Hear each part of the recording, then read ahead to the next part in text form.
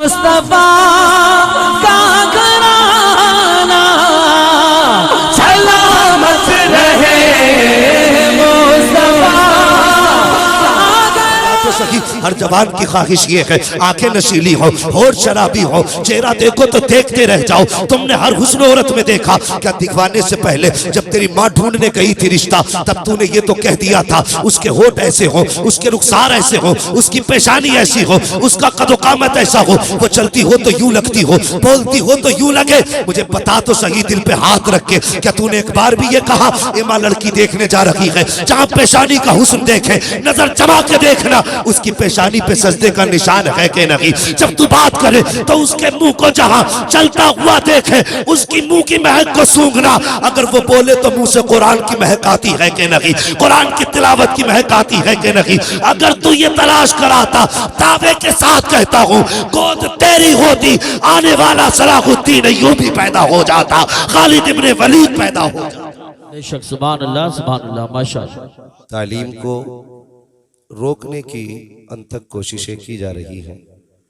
ऐसे माहौल में इस इदारे ने 14 फारिगीन इस कौम को अता किए हैं। यकीनन ये इस इदारे की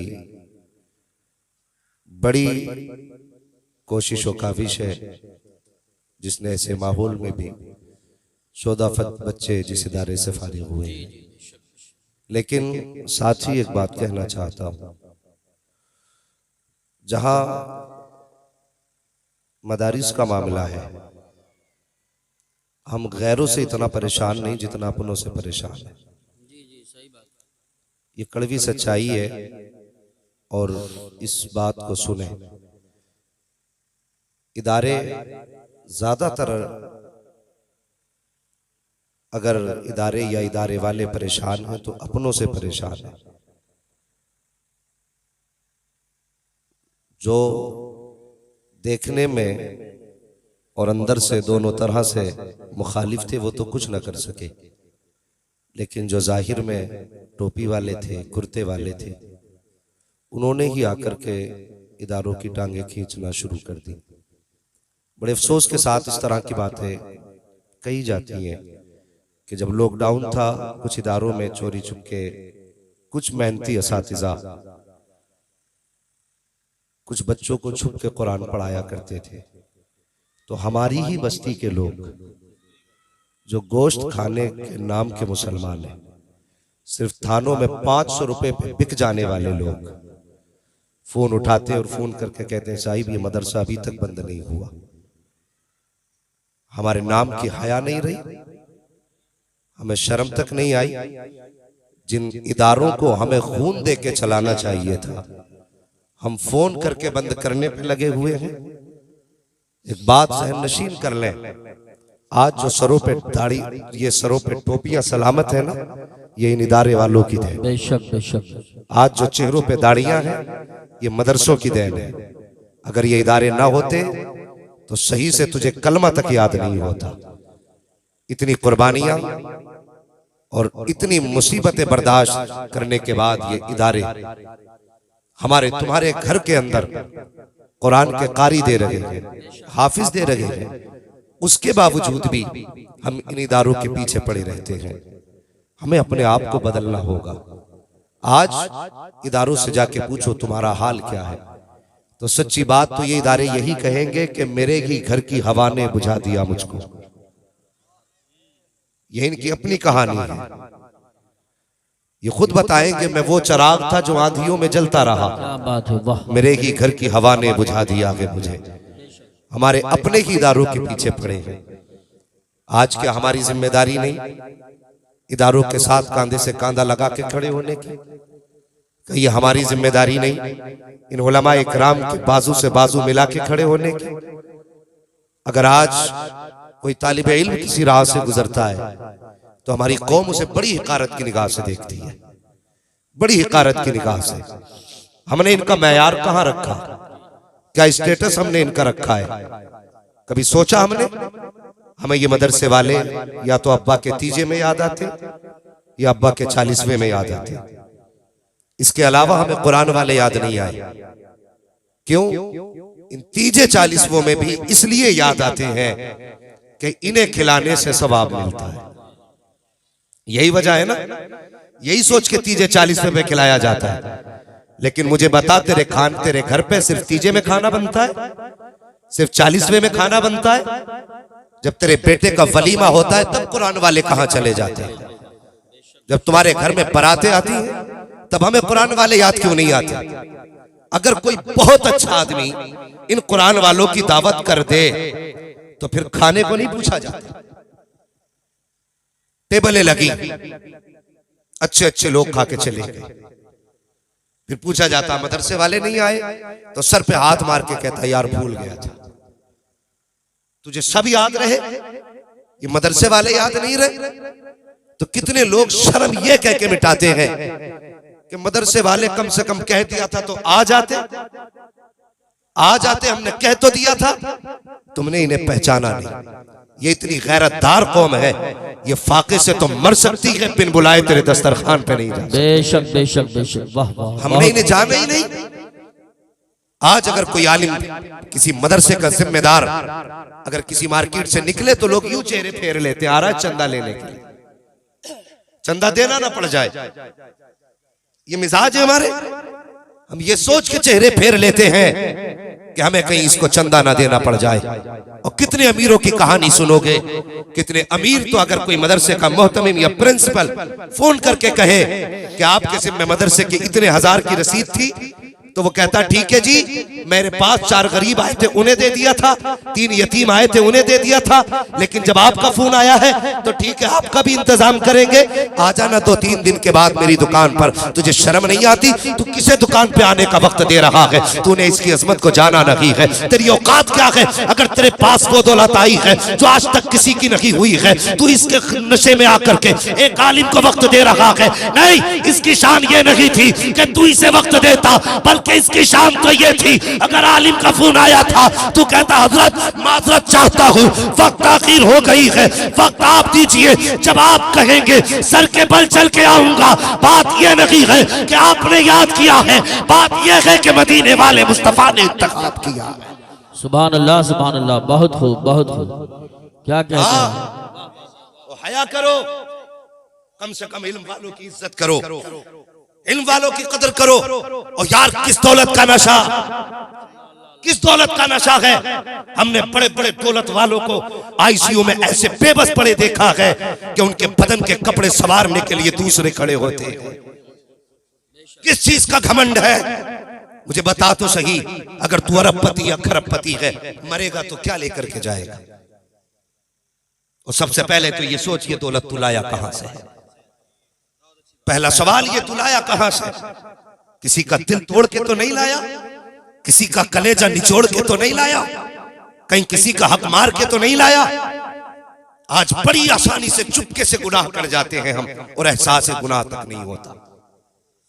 गुलामी का दौर खत्म हो गया है, लेकिन अभी एहसास बाकी है। वो कैसे? मार्केट आप जाइए, संभल की मार्केट में कितने अमीरों की बड़ी दुकानों पे छोटे छोटे लड़के काम करते मिलेंगे, देखे होंगे आपने। तो वो लोग होते हैं जिन्हें कोई काम नहीं आता, और ये दुकानदार उनकी इसी मजबूरी का फायदा उठा करके किसी को 300 रुपए में, किसी को 250 रुपए में, किसी को 200 रुपए में दिन भर मुर्गा बनाते हैं। पूछो इन उलमा से, क्या इस्लाम इसकी इजाजत देता है? किसी की कमजोरी और किसी की मजबूरी का फायदा हम उठाएं? कितनी आसानी से किसी का हक मार के हम घर में आके बैठ गए, और उसके बाद अगर नारे लगाने की नौबत आ जाए तो बंदा उठ के नारे लगाने लगता है। वो नारे बाद में लगा, पहले अपना किरदार देख, अपना अखलाक देख। पहले नारे हमारी शान है, नारे हमारी जान है, लेकिन ये कब है? जब किरदार सलाहुद्दीन अय्यूबी जैसा हो, तब नारे पहाड़ों को गिरा दिया करते हैं। अखलाक तो देखो, अपने किरदार तो देखो। जिसके पास टकों की दौलत आ गई, फिर वो दूसरे को नजरों में लाने तैयार नहीं है। और खुदा का वास्ता ये इल्म वाले हैं, इनकी कदर किया करो। मैं उलमा की बात नहीं करता जिन्होंने हजारों आलिम बनाए हैं, मैं इनकी बात नहीं करता, बल्कि पूछो इन उलमा से जिनके हाथ में कायदा बगदादी होता है और जब मकतब की तरफ चलते हैं उनकी शान क्या हुआ करती है। अल्लाह अकबर, बड़ी आसानी से कोई हिकारत की निगाह से कहता है ये ज़कात खाने वाले जा रहे हैं, ये चंदा लेने वाले जा रहे हैं। नहीं, ये ज़कात खाने वाले नहीं, ये चंदा लेने वाले नहीं, ये मुस्तफा के दीन के वारिस जा रहे हैं, ये मजहब इस्लाम के सुतून को कांधा दे करके आगे बढ़ाने वाले जा रहे हैं। तेरे कहने से इनका वकार मजरू नहीं हो सकता।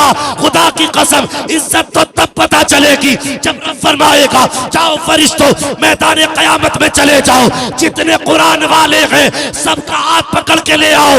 रब फरमाएगा लाओ सब कुरान वालों को। फरिश्ते कहेंगे कैसे पहचान होगी?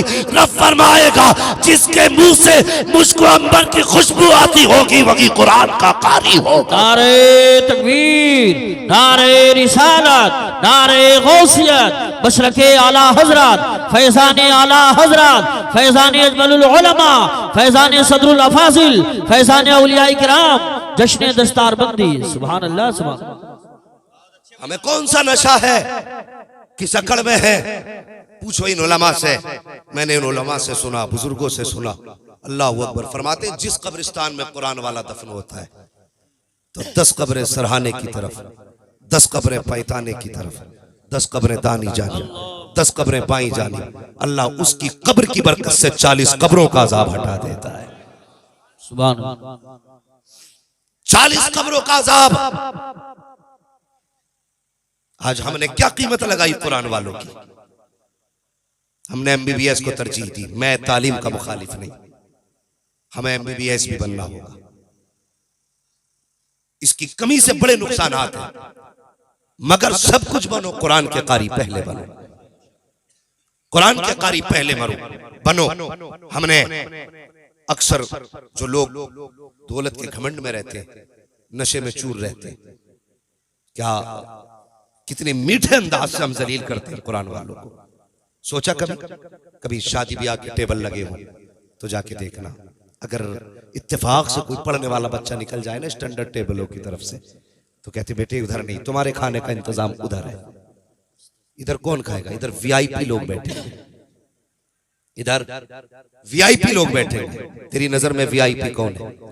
जो 1800 रुपए का जूता पहने वो VIP, जो 22,000 का कोट पहने वो VIP, जो 70,000 की घड़ी बांधे वो VIP, जो 1.5 लाख का मोबाइल जेब में रखे वो VIP।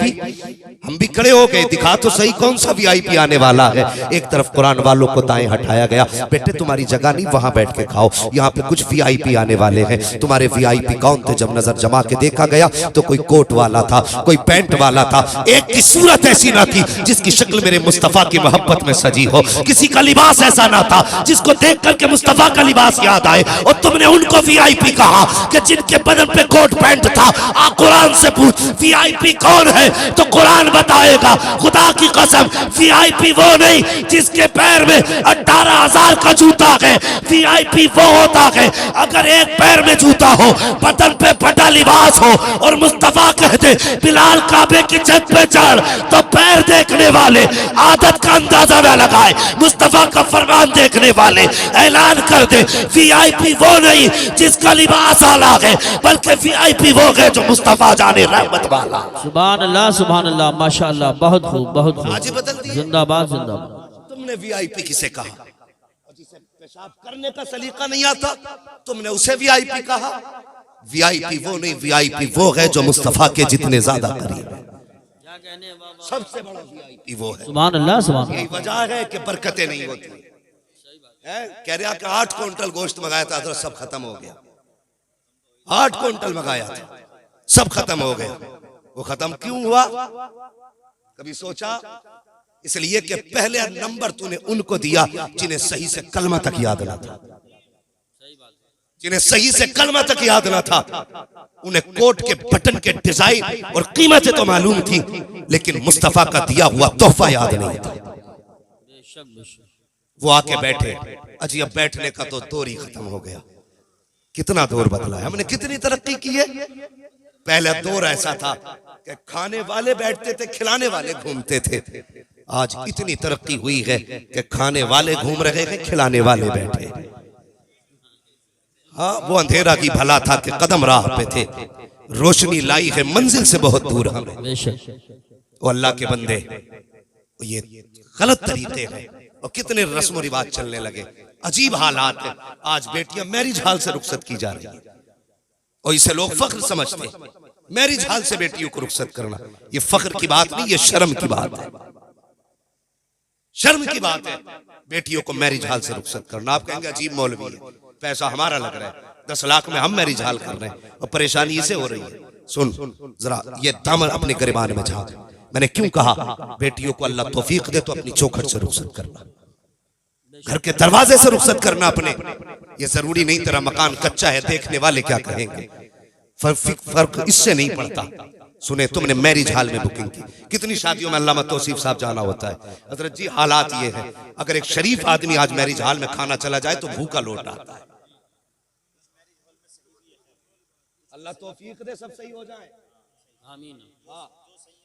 हजरत जी मैरिज हालों की जिम्मेदारी नहीं है, जिम्मेदारी उनकी है जो कर रहे हैं। जमीन सारी अल्लाह की है, मगर ये किसी से कहती तो नहीं कि तू खड़े होकर खा, तू बैठ के खा। ये तो हमारी अपनी जिम्मेदारी है ना, हमें कैसे खिलवाना है। कुछ लोगों ने मयारी इसको बना लिया, स्टैंडर्ड में चाहिए। इसे तुमने स्टैंडर्ड कहा, गधों की तरह खाते हो, कहते हो ये स्टैंडर्ड है। गधों की तरह पीते हो, तुम कहते हो ये स्टैंडर्ड है। स्टैंडर्ड ये नहीं जो तुम कह रहे हो, स्टैंडर्ड वो है जो मेरे मुस्तफा ने तरीका दिया है। पूछो इन उलमा से, मेरे नबी ने बैठ के पानी पीने का हुक्म दिया और इंसान खड़े खड़े पानी पी रहा है। आज साइंस 1400 साल के बाद इस नतीजे पे पहुंची है कि पैगंबर ने बैठ के पीने का हुक्म क्यों दिया था, खड़े होकर पीने से क्यों मना किया। आज साइंस को पता चला है 1400 साल के बाद जो पैगाम नबी ने 1400 साल पहले दिया था, ये आज कह रहे हैं अगर खड़े होकर पानी पियोगे तो गुर्दे भी जाएंगे, मैदा भी जाएगा। 1400 साल पहले मुस्तफा ने किया कहा था कि बैठ के पानी पियो, मैदा भी सलामत रहेगा, गुर्दे भी सलामत रहेगा। सुभान। नारे तकबीर, नारे रिसालत, नारे गौसियत, मसलके आला हजरत, फैजान आला हजरत, फैजान ख्वाजा गरीब नवाज, फैजान हुजूर साबिर पाक, फैजान हुजूर मखदूम सिमना, जश्न दस्तार बंदी। आज मैरिज हाल से बेटियां रुखसत हो रही हैं। हाँ, मैंने कई जगह देखा, जाओ तो शरीफ निगाह से गर्दन झुका लेता है। वो बेहयाइयां, किसी के सर पे दुपट्टा नहीं, किसी का लिबास हया वाला नहीं। आओ मैं पूछना चाहता हूँ, मुझे बताओ तो सही, आज पूरी दुनिया का रोना है कि अल्लाह फिर कोई सलाहुद्दीन अय्यूबी दे दे, फिर कोई मोहम्मद बिन कासिम दे दे। अल्लाह अकबर की हम दुआएं करते रहेंगे, क्या इसकी तैयारियां भी हमने कोई की हैं? मुझे बता तो सही, मैरिज हालों में रिश्ते हो रहे हैं, किसी लड़के ने लड़की देख ली, मैरिज हाल में रिश्ता पक्का हो गया, मुझे उसी से रिश्ता करना है। नहीं, मैं एक बात बताऊं, किसी भी चीज के लिए कुछ मामूलात हुआ करते हैं। आप अक्सर खेत से ताल्लुक रखने वाले लोग होंगे, मुझे बताइए अच्छी फसल के लिए अच्छी जमीन का होना जरूरी होता है। आज किसान कहता है जो जमीन अच्छी होगी उसमें फसल अच्छी होगी। अगर किसान का ये मानना है कि अच्छी फसल के लिए अच्छी जमीन का होना जरूरी है, तो ये मेरा मानना है अच्छी नस्ल के लिए अच्छी गोद का होना जरूरी है, अच्छी माँ का होना जरूरी है। अगर माए तुम जाकर के मैरिज हाल में तलाश करोगे तो घर के अंदर सलाहुद्दीन अय्यूबी नहीं आएगा, मोहम्मद बिन कासिम नहीं आएगा। अगर तमाम तुम जाकर के नाइट क्लब में तलाश करोगे तो घर में आने वाला कोई कुरान का कारी नहीं आएगा। वो दौर था कि जब लोग खानकाहों में दामाद तलाश करते थे, मस्जिदों में दामाद तलाश करते थे, तो आने वाला बेटा भले छप्पर में पैदा हो लेकिन कौम की तकदीर लेके पैदा होता था, इस्लाम की लगाम लेके पैदा होता था। आज वजह क्या है? सभी का एक रोना है कि बताओ हालात कैसे होते जा रहे हैं, समाज बिगड़ता जा रहा है। तुमने इंतखाब कैसा किया है? मुझे बता तो सही। हर जवान की ख्वाहिश ये है आंखें नशीली हो, होठ शराबी हो, चेहरा देखो तो देखते रह जाओ। तुमने हर हुस्न औरत में देखा, क्या दिखवाने से पहले जब तेरी माँ ढूंढने गई थी रिश्ता, तब तूने ये तो कह दिया था उसके होठ ऐसे हो, उसके रुखसार ऐसे हो, उसकी पेशानी ऐसी हो, उसका कदोकामत ऐसा हो, वो चलती हो तो यूं लगती हो, बोलती हो तो यूं लगे। मुझे बता तो सही, दिल पे हाथ रख के, क्या तूने एक बार भी ये कहा ए माँ लड़की देखने जा रही है, जहाँ पेशानी का हुस्न देखे, नजर जमा के देखना उसकी पेशानी पे सजदे का निशान है कि नहीं। जब तू बात करे तो उसके मुंह को जहाँ चलता हुआ देखे, उसकी मुंह की महक को सूंघना। अगर वो बोले तो मुंह से कुरान की महक आती है कि नहीं, कुरान की तिलावत की महक आती है कि नहीं। अगर तू ये तलाश कराता, दावे के साथ कहता देता हूँ, गोद तेरी होती आने वाला सलाहुद्दीन अय्यूबी पैदा हो जाता, खालिद इब्ने वलीद पैदा हो जाता। बेशक, सुभान अल्लाह, माशाअल्लाह। हमारे इंतखाब गलत रहे, हमने रिश्ते तो एक अच्छी गोद का इंतखाब ना कर सके।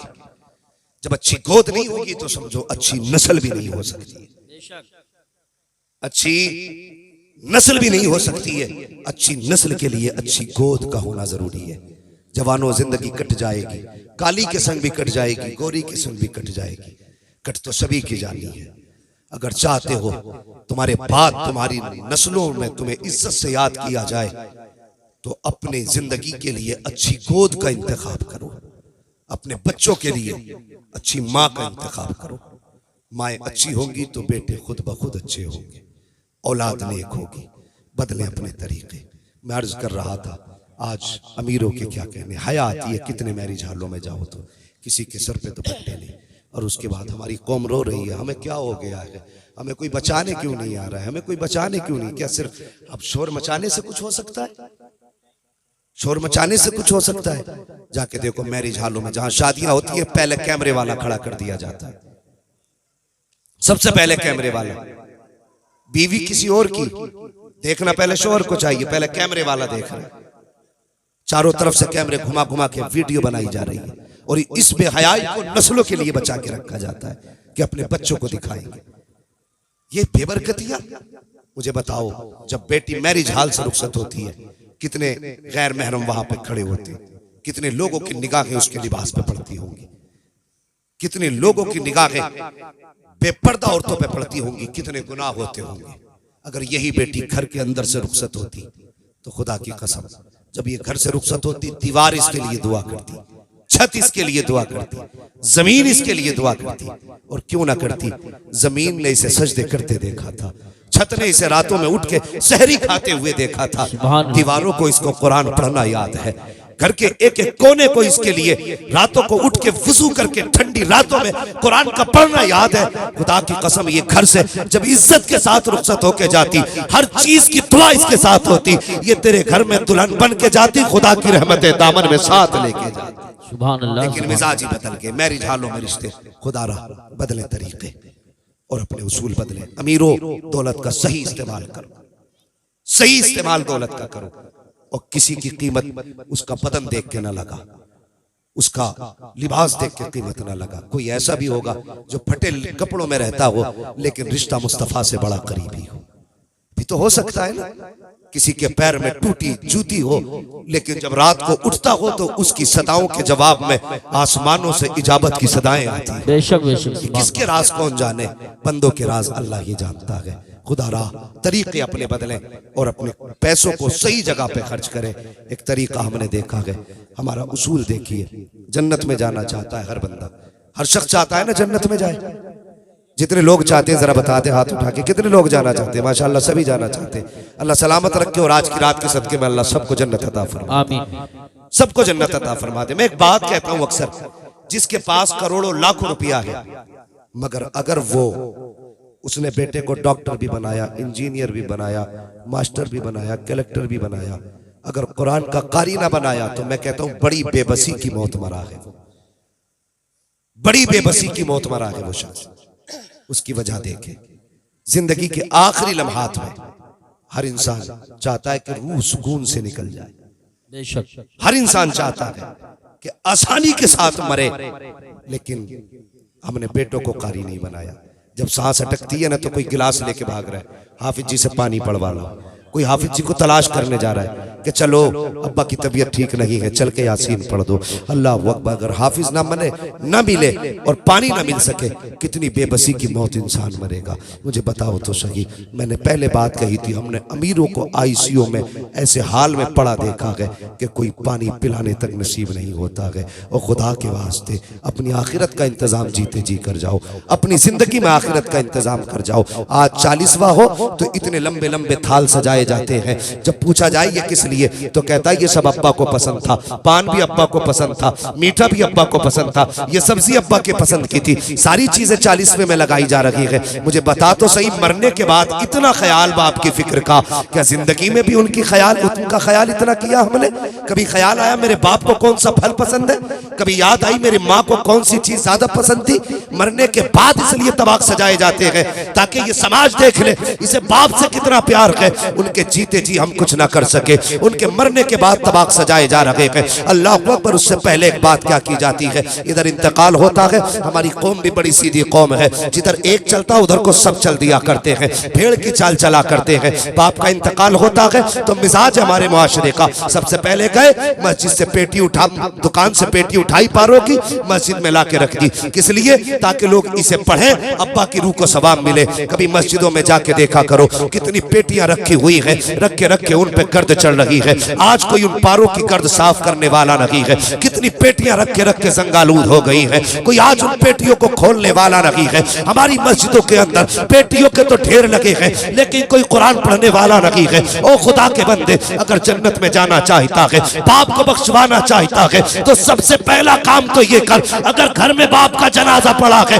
और तेरे चेहरे पे दाढ़ी नहीं है, बाप को बख्शवाना चाहता है, उसके जनाजे के आगे खड़ा हो, कहते या अल्लाह मेरा बाप कब्र में जा रहा है, मैं इसके लिए तुझे गवाह बनाकर आज ऐलान करता हूँ, जब तक जीऊंगा मुस्तफा की सुन्नत चेहरे पे सजाता रहूं। सुभान अल्लाह माशाअल्लाह। ये ऐलान आप कर देंगे, उस दिन खुदा की कसम तेरी दाढ़ी की बरकत से अल्लाह तेरे बाप की मगफिरत फरमाएगा। बेशक बेशक सुभान। दूसरी बात, अगर चाहते ही हो मरने वाले को सवाब मिले तो सुनो, बाप का इंतकाल हो, दफन करें उसको या दफन से पहले जब आपको वक्त मिले, अल्लाह तौफीक दे तो कभी मदरसे जाए, मदरसे के मोहतमीम से पूछे, अगर चाहते हो ना तुम्हारा अपना जन्नत में जाए, उससे जाके पता करें कि हम मदरसे में बच्चे जो पानी पीते हैं वहां किसी फ्रिज का इंतजाम है कि नहीं। हम हालात देखें अपने, हमारे बच्चे फ्रिज का पानी पीते, वो भी फिल्टर। मदरसे में अक्सर पढ़ने वाले बच्चे सादा, कभी तो टंकी का पानी पिया करते, ताजा भी नहीं, भरा हुआ पानी, फिल्टर नहीं, वही जो टंकी में भरा है। हमारे बच्चे एसी में रहे, और ये कुरान पढ़ने वालों को कुछ मदारिस में पंखे तक हाथ वाले नसीब नहीं होते, हाथ वाले पंखे तक नसीब नहीं। ओ भाई, अगर चाहते हो अब्बा की मगफिरत हो तो कभी मदरसे जाओ, मोहतमीम से कहो ये मेरे बाप के सवाब के लिए 10,000 ले, पंखा लगवा देना, मेरे बाप की तरफ से 20,000 लो, एक फिल्टर मशीन लगवा देना, मेरे बाप की तरफ से 50,000 लो, तलबा के लिए एक फ्रिज का इंतजाम कर देना। अल्लाह तौफीक दे, इस तरह के काम करो। मुझे नहीं मालूम मरने के बाद तुम्हारे लिए कोई दुआ करे ना करे, कभी कब्रिस्तान जाके देखा करो, कब्रें बैठी हुई हैं, आज कोई मिट्टी डालने वाला भी नहीं है। कितनी कब्रों पे गुलाब पड़ा है और कितनी कब्रों पे मिट्टी तक डालने वाला कोई नहीं। गारंटी है कोई तेरे बाद तेरी कब्र पे मिट्टी डालने आएगा? कोई देखने तक नहीं आता क्या हाल कब्रों के हैं। अल्लाह तौफीक दे, अपने जीते जी आखिरत का इंतजाम करके जाओ। अगर इंतकाल कर गए 50 साल तक तुम्हें याद किया जाएगा, 100 साल तक याद किया जाएगा। अगर फिर याद ना भी किए गए और तुम्हारी तरफ से अगर मदरसे में एक पंखे का इंतजाम है, उसके नीचे बैठने वाला, कुरान की तिलावत करने वाला कुरान पढ़ेगा, गर्मी अपना काम करेगी, पंखा अपना काम करेगा, उसके झोंके हवा के निकलेंगे, हाफिज कुरान के बदन को ठंडा करेंगे। मैं नहीं जानता कि तुझे खबर होगी कि नहीं होगी, लेकिन इतना पता है इधर हाफिज कुरान का कलेजा ठंडा होगा, उधर अल्लाह तेरी कब्र में जन्नत से ठंडी हवाओं की खिड़कियां खोल देगा। ये इंतजाम आखिरत के करके जाओ, आखिरत के इंतजाम करके जाओ। अल्लाह तौफीक दे तो कुरान वालों की खिदमत करो, कुरान वालों की खिदमत करो, और अल्लाह के फजल से अपने बच्चों में से कम एक बेटे को हाफिज कुरान जरूर बनाओ। बनाएंगे इंशाअल्लाह, बोलो इंशाअल्लाह। हमारी कौम में सबसे कम इज्जत अगर किसी की है तो वो मौलवी की है, वो मौलवी की है। कितनी मेहनत से माँ बाप एक बच्चे को आलिम बनाते हैं। अब बच्चों की भी जिम्मेदारी है वो माँ बाप का ख्याल करें, माँ बाप का ख्याल करे, बच्चे भी, उनकी भी जिम्मेदारी है। एक बाप अपने बच्चे को पढ़ाने के लिए कौन सा जतन नहीं करता। सामने कुछ तलबा बैठे हैं, तुमसे गुजारिश करूंगा अगर माँ बाप कभी घर से चलो 150 रुपए दे, उनके पास उससे ज्यादा ना हो, वही जेब में रख लिया करो, उनकी दुआएं साथ लिया करो। अल्लाह तुम्हारे 100 रुपए में 1000 की बरकत अता फरमा दे। बेशक कभी इनसे लड़ा ना करो, कभी इनसे ना लड़ा करो। वो एक अल्लामा साहब डॉक्टर रूहुल अमीन साहब जो झारखंड साइड के रहने वाले हैं, एक दिन उनके यहाँ पे जाना हुआ, बहुत बड़े डॉक्टर हैं, तो वो अपनी दास्तान सुनाने लगे और कहने लगे कि मेरे बाप ने ना हजरत मुझे पता गए कि कितनी मेहनत से मेरी फीस भरी थी।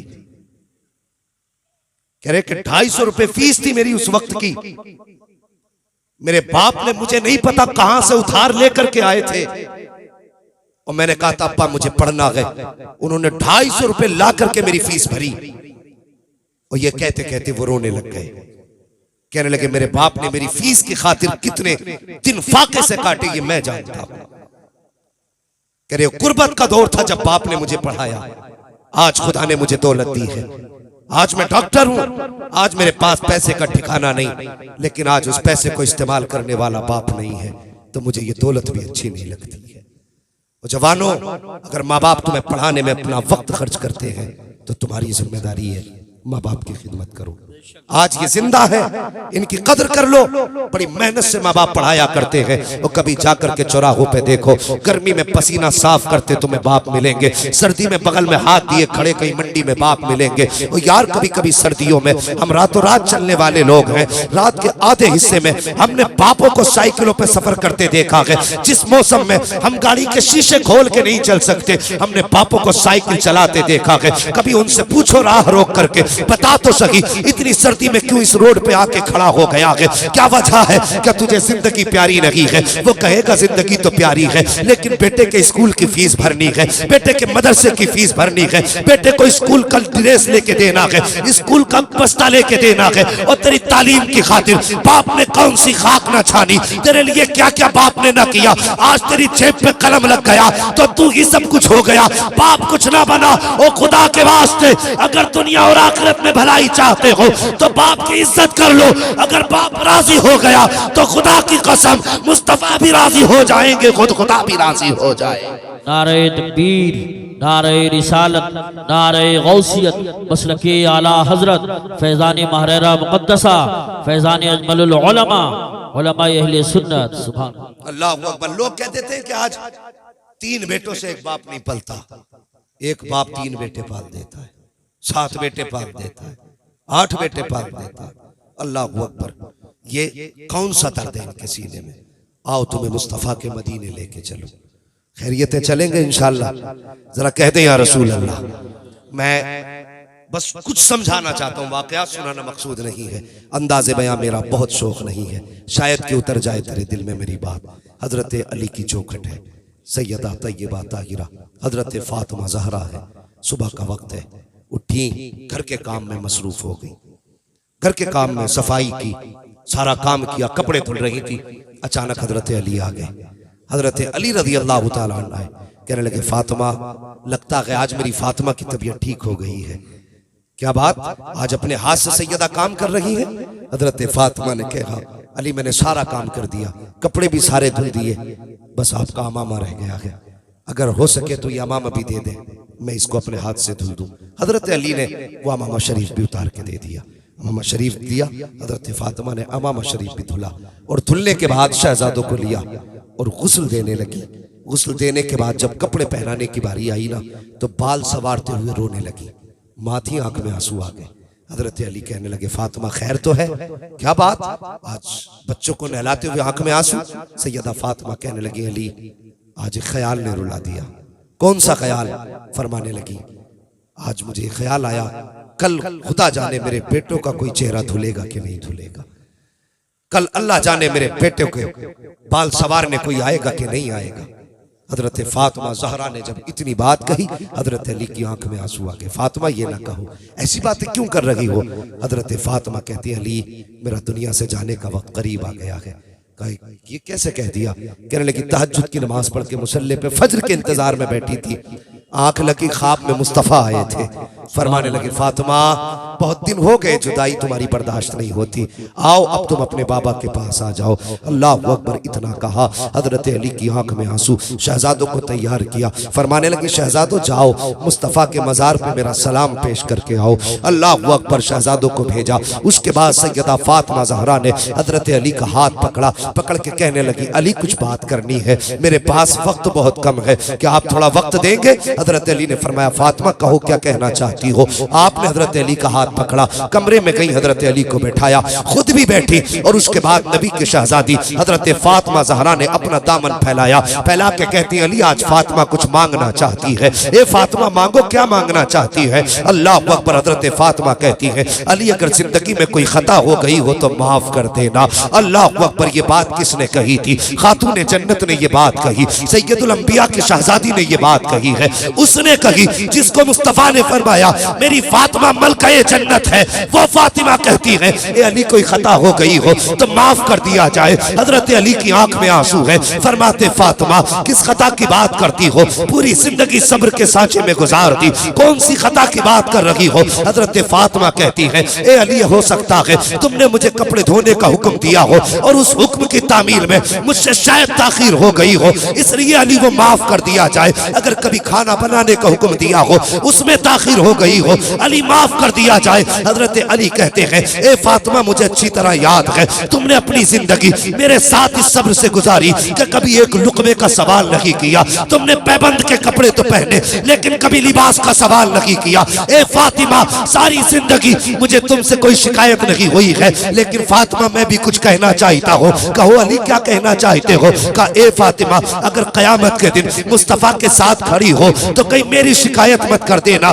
ये मत कहना मुस्तफा किसके साथ छोड़ के आए थे, उसके साथ जिसने कभी फातिमा को भरपेट खाना न खिलाया, उसके साथ जो कभी फातिमा को नया लिबास न दे सका। अल्लाह अकबर। हजरत फातिमा की चीख निकली है, फरमाती अली ऐसी बात ना करे। अल्लाह अकबर। अगली बात हजरत फातिमा ने कही थी, अब जरा दिल थाम के सुनना प्यारे। हजरत फातिमा कहती है ए अली एक बात और कहना चाहती हो। कहो अली क्या कहो फातिमा क्या कहना चाहती हो? तब हजरत फातिमा कहती है ए अली मेरे इंतकाल के बाद तुम जिससे चाहो निकाह कर लेना, मैं तुम्हें आजाद करती हूँ। अल्लाह अकबर। तुम्हें पता है ये कौन सी आजादी है? अब जरा दिल थाम के बात सुनना प्यारे। एक दिन हजरत अली ने दूसरी लड़की से निकाह करना चाहा था, दूसरी खातून से। ये बात हजरत फातिमा के कानों तक आई, आपने शहजादों को गोद में लिया, मुस्तफा की बारगाह में आई, या रसूल अल्लाह अली दूसरा निकाह करने जा रहे हैं। मेरे हुजूर मिंबर पे तशरीफ लाए, सहाबा को इकट्ठा किया, हजरत अली को बुलाया, कहा अली मैंने सुना है तुम दूसरा निकाह करना चाह रहे हो। जी या रसूल अल्लाह आपने सच सुना है, यही मेरा इरादा है। मुस्तफा के एक तरफ आका हसन बैठे हैं, दूसरी जानिब आका हुसैन बैठे हैं। तब मुस्तफा ने कहा था अली हर मोमिन को 4 निकाह की इजाजत है, लेकिन तुम्हें मेरी फातिमा के होते हुए दूसरे निकाह की इजाजत नहीं है।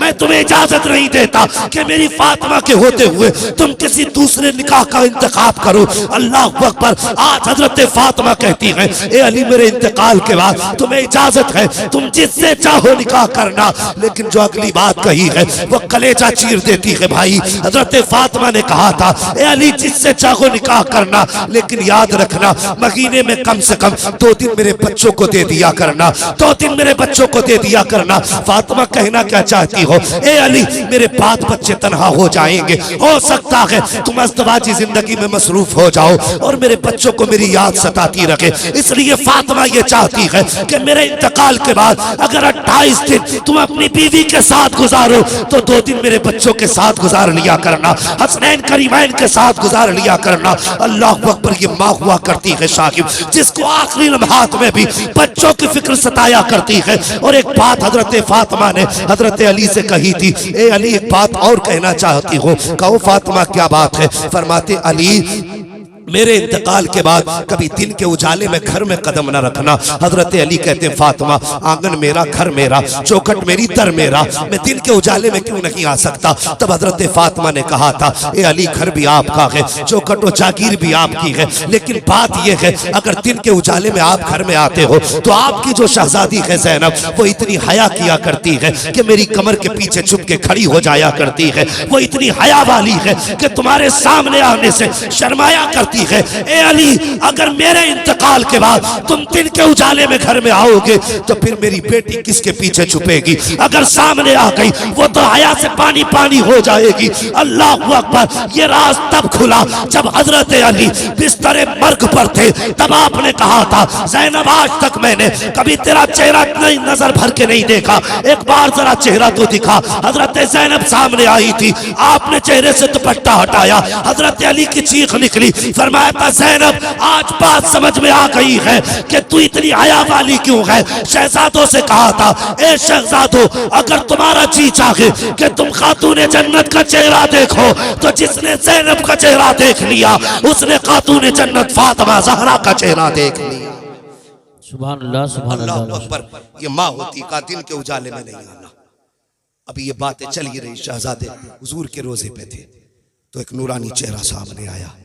आने वाले ने कहा, बच्चों जल्दी करो, घर चले जाओ। कहा, किस लिए? कहा, माँ कुछ देर की मेहमान है, माँ कुछ देर की मेहमान है। कहा, हमने तो खैरियत से छोड़ा था। कहा, तुम नहीं जानते, माँ दुनिया से जाने वाली है। बच्चों ने कहा, कौन हो तुम? आने वाले ने कहा, मुझे इब्राहिम खलीलुल्लाह कहा जाता है। यही बताने आए थे? कहा, सिर्फ मैं नहीं बल्कि सारे अंबिया, खुद मुस्तफ़ा तुम्हारी वालिदा की रूह के इस्तकबाल के लिए आज मदीना शरीफ में आए हुए हैं। शहजादों ने दौड़ लगाई, घर पहुंचे। अल्लाह अकबर। घर पहुंचे, हजरत खातून जन्नत के पास माँ के कदमों से लिपट गए, रोने लगे। हजरत फातिमा ने और भी बहुत सारी वसीयत और नसीहत फरमाई थी। ओ भाई, मैंने कहा, माँ माँ होती है जिसको आखिरी लम्हात में भी औलाद की फिक्र सताती है, आखिरी लम्हात में भी। तो क्या बंदों का फर्ज नहीं बनता कि वो माँ बाप की इज्जत करे, माँ बाप की कदर करे? आप पढ़ लिख के आज कुछ भी हो गए हो, कुछ भी हो गए हो, तो माँ बाप से बड़े नहीं हो, माँ बाप से बड़े नहीं हो।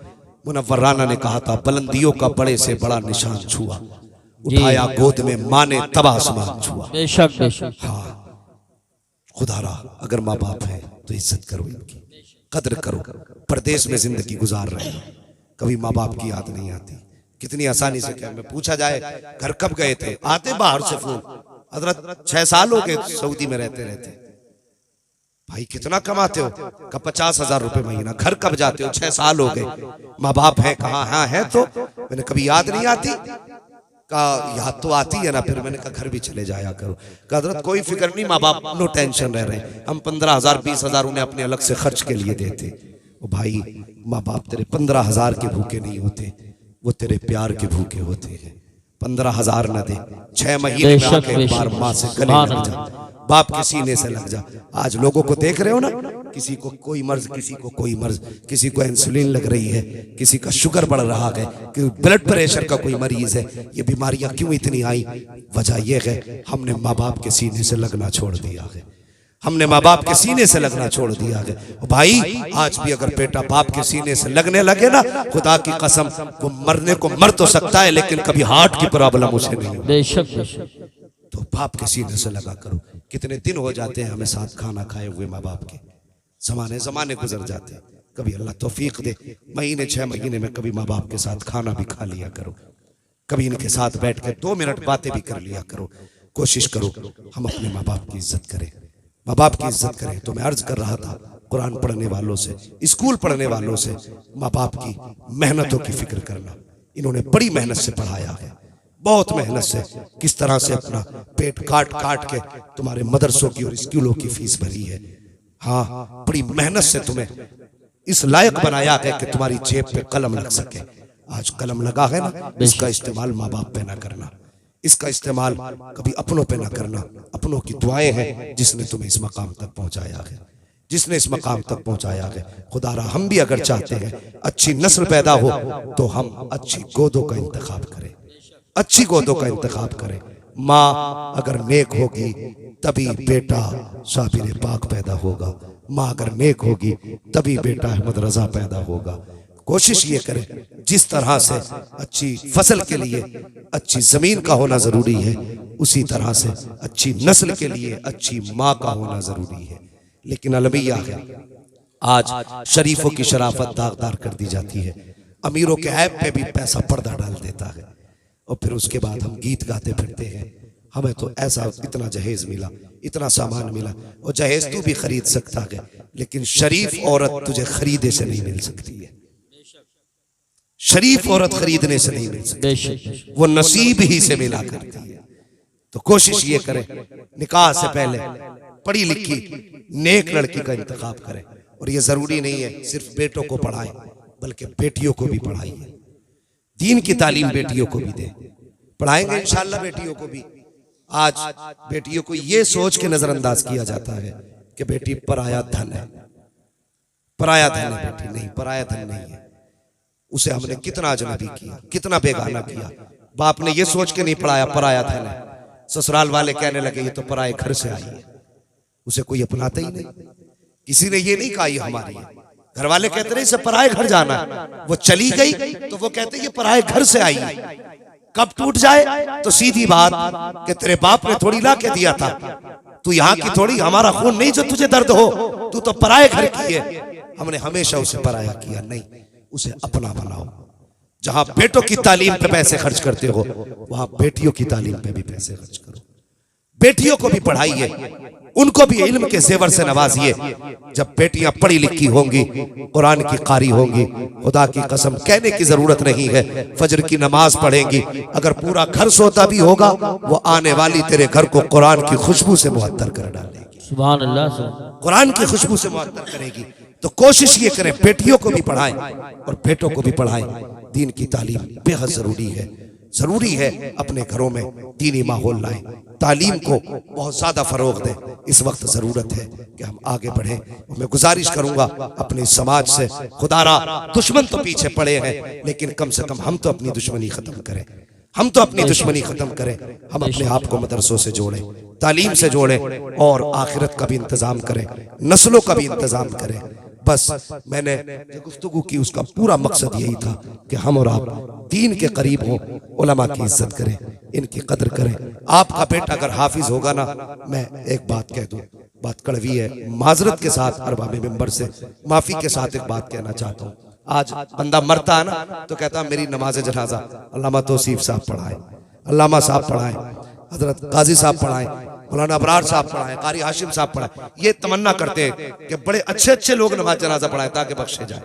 यही सोचे ना, अच्छी बात है। बड़ा आलिम पढ़ाए, बहुत अच्छी बात है। बुजुर्ग पढ़ाए, अच्छी बात है। लेकिन एक बात बताइए, अगर यही इल्म आपके बेटे के पास भी है, जनाजा आपका हो, मुसल्ले पे आपका बेटा खड़ा हो, फर्क बताइए। मुझे आपने बुलाया जनाजा पढ़ाने के लिए, मैं आया, मैं तो नियत बांधी बन के भाई मोहब्बत करते थे, नियत बांधी अल्लाह अकबर दुआ करके अल्लाह से बख्श दे, जैसे आए थे वैसे चले गए। मुझे आपके जनाजे का इतना दर्द तो नहीं होगा ना जितना दर्द आपका आपके बेटे को होगा। इतनी फिक्र मुझे तो नहीं होगी ना जितनी आपके बेटे को होगी। ये कड़वी सच्चाई है। मजा कितना आएगा, जनाजा आपका हो, मुसल्ले पे आपका बेटा खड़ा हो। जब वो खड़ा हो तो उसे आपकी कुर्बानियां याद आएंगी।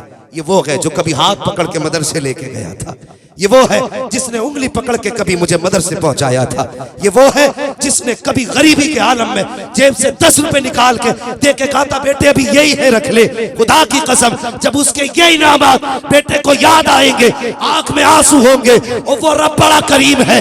अगर माफ करने पे आए तो आंसू के कतरे में बख्श देता है, और अगर वो बेनियाजी पे आए तो पहाड़ बराबर भी सोना दे दो तब भी मुंह पे मार देता है। कम से कम बेटे को ऐसा बना कि जनाजा तेरा हो, मुसल्ले पे बेटा हो, इधर हाथ उठेंगे उधर आंसू निकलेंगे। खुदा की कसम हाथ नीचे बाद में आएंगे, बख्शिश का परवाना पहले दे दिया जाए। सुभान अल्लाह, माशाअल्लाह।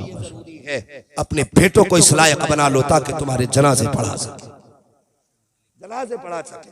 आज तो फैशन हो गए, अमीरों ने पीर खरीद रखे हैं। 20,000 तो कोई भी पीर बुलवा दूंगा नमाज पढ़ाने के लिए। हाँ, खुद भी सोचो, कुछ सोचो भाई, खुद बताइए। वो कहते हैं पराया मारे धूम में डाले, अपना मारे, अपना मारे, सारे बोले अपना मारे छाव में डाले। तो भाई अपने की मार खा लो ना, है? वो कितने कम नसीब बेटे हैं, अब्बा का जनाजा पढ़ा, दूर से कह रहा पढ़ाओ जी पढ़ाओ। उससे भी बड़ा मनहूस होगा कोई जो अब्बा के जनाजे पढ़ाने तो बात पढ़ने तक खड़ा नहीं होता। दूर से कह रहा पढ़ाओ जी पढ़ाओ। ये हालात है हमारे। क्यों नहीं आया भाई? या तो कपड़े पाक नहीं है, नमाज नहीं आती। मोमिन को पाक रहना चाहिए हर वक्त। वो बेटा नसीब वाला है जिसे बाप की जनाजे की नमाज मिल जाए। तो कोशिश ये करें अपने जनाजे के इंतजाम खुद ही करके जाएं, और कोशिश करें इंतकाल हो बेटा सरहाने बैठा हो, जनाजा हो बेटा मुसल्ले पे हो, कब्र में उतारा जा रहा हो बेटा सूरह यासीन पढ़ रहा हो, लोग दफना के आ जाए बेटा कुरान पढ़ के सुनाए। ऐसे इंतजाम कर जाओ। आज तो फैशन चल गए, मैं ये बात कह के जाऊंगा, और फैशन ये चला है 3 दिन तक कब्र पे बैठा के कुरान पढ़वाया जा रहा है। 3 दिन तक लगातार नॉन स्टॉप। एक जगह हजरत कुरान खानी कराई, और मत भेजा करो ऐसे लोगों की कब्रों पे बिल्कुल भी।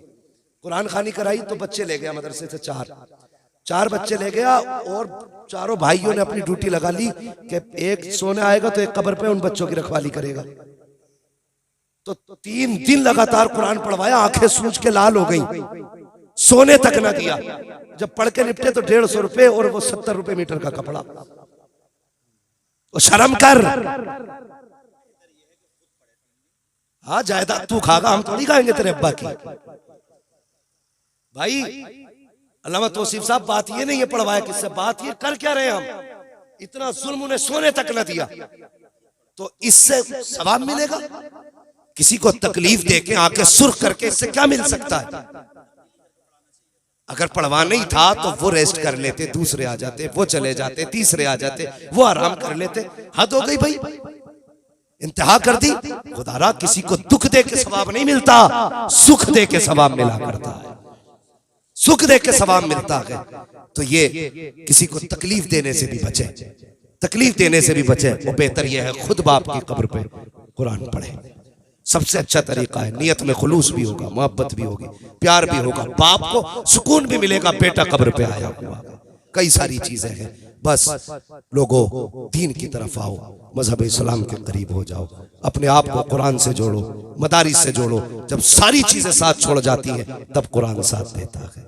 जब सारे रिश्ते तोड़ देते हैं लोग अपने, तब कुरान का रिश्ता तुम्हारी हिम्मत बताता है, और तब जाकर के तुम कदम आगे बढ़ाते हो। कोशिश करें मदारिस से मोहब्बत करें, और इनसे अब कांधे से कांधा मिला के हम आगे बढ़े। हालात नासाजगार हैं, लोग कुरान को मिटाने की कोशिश कर रहे हैं, लेकिन खुदा की कसम वो तो सवाल ही नहीं मिट जाए। लेकिन हम इस मुश्किल मरहले में कुरान का साथ दें, आगे बढ़े, और मदरसे वालों से, उलमा से कहें मेहनत करना हमारा काम है, कुरान पढ़ाना तुम्हारा काम है। कोशिशें हम पे छोड़ दो, पढ़ाई तुम अपनी जिम्मेदारी पे ले लो। फिर देखो खुदा की कसम, आज 9 हाफिज बने हैं, आने वाले दौर में इंशाल्लाह 18 हाफिज कुरान ये इदारा आपको देगा। 18 हाफिज कुरान, और जिंदगी तो गुजर ही जाएगी। कोशिश करें कुरान की खिदमत में लगा दे। मेरे हुजूर ने फरमाया था, या तो आलिम बनना, या मुतअल्लिम बनना, या इनसे मोहब्बत करने वाले बनना। इनसे अलावा, इनके अलावा मत बनना, वरना तबाह कर दिए जाओगे। बच्चों भाई, कुरान से प्यार करो, तालीम से प्यार करो, दीन वालों से प्यार करो, उलमा से प्यार करो, तलबा से प्यार करो। अल्लाह आपकी नस्लों में बरकत अता फरमाए। बस मैं गुफ्तगू में अमदन साहब जो भी गलतियाँ लफ्ज़िशें सरजद हुई हो, मौला करीम हबीब के सदक़े में तमाम खताओं को माफ़ फरमाए, और मेरी गुफ्तगू पे पहले मुझे अमल की तौफीक अता फरमाए, उसके बाद पूरी उम्मत मुस्लिमा को अमल खैर की तौफीक अता फरमाए। बच्चों हुए अगलात उनको माफ़ फरमाए। रब्बे कायनात, जिंदगी ने दिया साथ तो फिर होगी मुलाकात। चमन रहा, फूल खिलेंगे, जिंदगी रही, फिर मिलेंगे। मुसाफिर हैं हम भी, मुसाफिर हो तुम भी, किसी मोड़ पर फिर मुलाकात होगी। सारे लोग कलमा शरीफ पढ़ लीजिए, ला इलाहा इल्लल्लाहु मुहम्मदुर रसूलुल्लाह, अस्तगफिरुल्लाह रब्बी मिन कुल्ली ज़ंबिन व अतूबु इलैह। अस्सलामु अलैकुम।